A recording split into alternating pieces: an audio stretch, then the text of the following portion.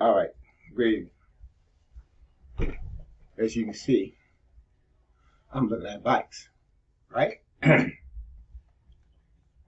not just any bikes, Bikes by Trek,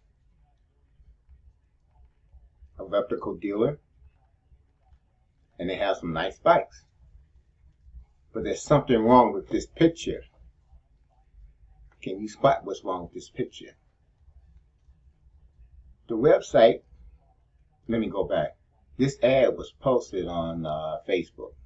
So you click the site, it takes you to usa.bikewholesalemarket.com, which opens up Trek. Okay. So if you don't know any better, if you don't know anything about bikes, or you're just naive, or think you're going to get something for nothing, look at the prices of these bikes. Let me come down so you can see. $59, $59, $59. Everything is $59. Everything.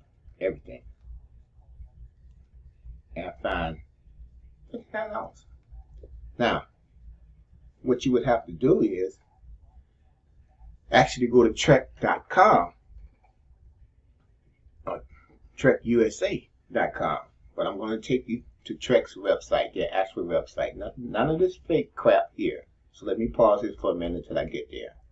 Now, this is Trek's actual website, trekbikes.com. So when you go to their page, you're going to see their logo. Of course, the same logo that you saw on the other page. Let me move it a little bit so you can see. Come over some there. Now you can see Trek. Okay. Now, let's look at the prices of the real bikes. Let's see the real deal down here. This looks familiar. The same thing you saw on the phony website. The same thing. So that looks at the bike. So you're going to click the bikes. Let's say you're looking for a road bike. You're going to click road bikes. It's going to open up eventually. Now here's the reality check. Look at the prices of these bikes. $7,000 to $8,000, $3,000. You get the idea. The same bikes that they claim that you could get for $59 at the fake phony website. You find out there are $11,000 bikes here. So what would happen if you had clicked that phony website? Well, you would place your order and they would have all your credit card information.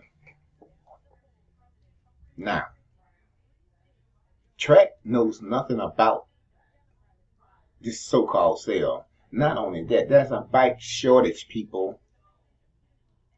But according to the fake website, they have all these bikes. There's a bike shortage. So, buyer beware. And remember that old saying, if it's too good to be true, it ain't true. That's my PSA for today. Have a good one.